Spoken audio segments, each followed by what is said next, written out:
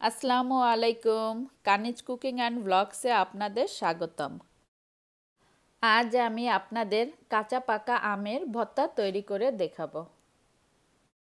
এটা খেতে ভীষণ মজা। এই আমগুলা কিছুদিন রেখে দিলে পেকে যাবে, কিন্তু এখন আছে কাঁচা পাকা অবস্থায় এই আমগুলা। আর এই কাঁচা পাকা আম দিয়েই আমি এখন আমের ভর্তা তৈরি করব। বাংলাদেশের আম খেতে বেশি মজা লাগে, কিন্তু এই আমেরিকাতে যে আমগুলা পাওয়া যায় এগুলা বাংলাদেশের মতো এত বেশি টেস্ট না।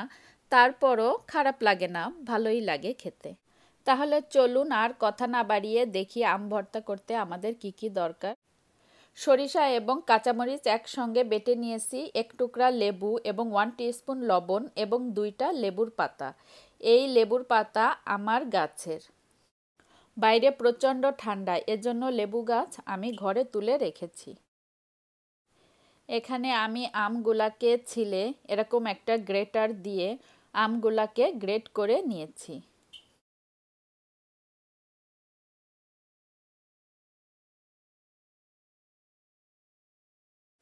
গ্রেট করার পর আমগুলা দেখতে এরকম হয়েছে। এই আমগুলাকে এখন আমি সব মশলা দিয়ে ভর্তা করে নিব।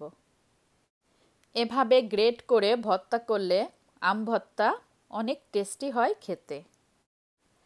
এখন আমি এই আমের ভিতর আগে থেকে বেটে রাখা সরিষা এবং কাঁচামরিচ দিয়ে দিব। সরিষা আমি শিলপাটায় বেটে নিয়েছি, আপনারা চাইলে ব্লেন্ডার করেও নিতে পারেন। আর আমি এখানে 5টা কাঁচামরিচ দিয়েছি, আপনারা চাইলে ঝালের পরিমাণ কম বেশি করতে পারেন।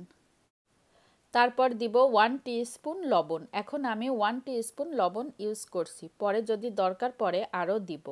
এবং এখানে আমি 2টা লেবুর পাতা ছোট ছোট টুকরো করে এই ভর্তার ভিতর দিয়ে দিব এবং হাফ লেবু এখানে চিপড়ে দিয়ে দিব।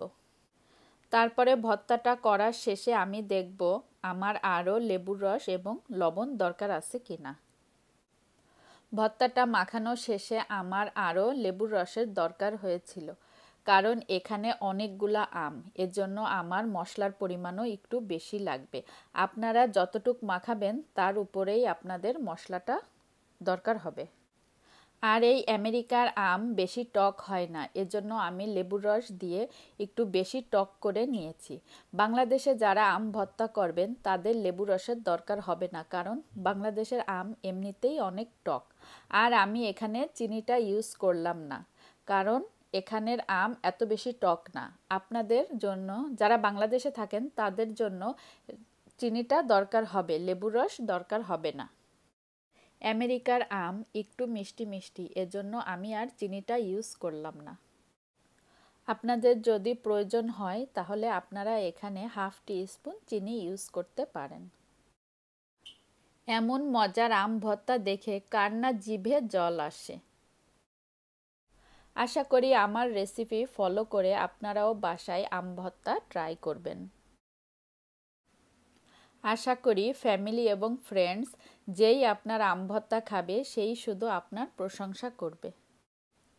আমার ভিডিওটি যদি আপনাদের ভালো লাগে তাহলে প্লিজ লাইক, শেয়ার, কমেন্ট এবং সাবস্ক্রাইব করবেন। তাহলে আপনারাও ভালো থাকেন, আমার জন্যও দোয়া করবেন। আল্লাহ হাফেজ।